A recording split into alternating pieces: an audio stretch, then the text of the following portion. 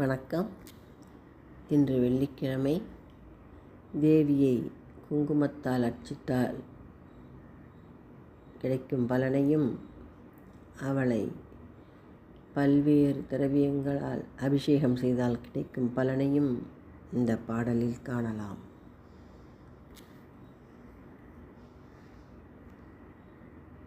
குங்கும அர்ச்சனை செய்தவர்க்கு அம்பாள் கோடி கோடி பொன்னை கொடுப்பவளாம்.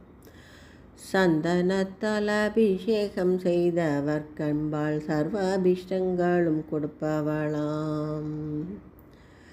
தேனால் அபிஷேகம் செய்தவர்க்கு அம்பாள் திவ்ய தரிசனம் கொடுப்பவளாம். பாலால் அபிஷேகம் செய்தவர்க்கு அம்பாள் பல ஜென்ம பாவத்தை போக்குவாளாம். கனியால் அபிஷேகம் செய்தவர்க்கு அம்பாள் கண்முன்னே வந்து நிற்பவளாம்.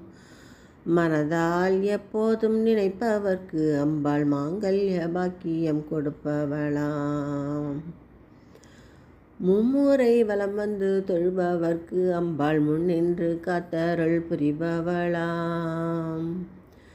அடிமேல் அடி வைத்து அவளை வலம் வந்தால் அஷ்ட சம்பத்தும் கொடுப்பவளாம். கற்பூர ஜோதியை காண்பவர்க்கு அம்பாள் கைமேல் பலன்களை கொடுப்பவளாம். தீராத வினைகளை தீர்ப்பவளாம் தேவி திருவடி சரணம் சரணம் அம்மா. தீராத வினைகளை தீர்ப்பவளாம் தேவி திருவடி சரணம் சரணம் அம்மா. தேவி திருவடி சரணம் சரணம் அம்மா. அனைவருக்கும் அன்னையின் அருள் கிடைக்கட்டும். நன்றி, வணக்கம்.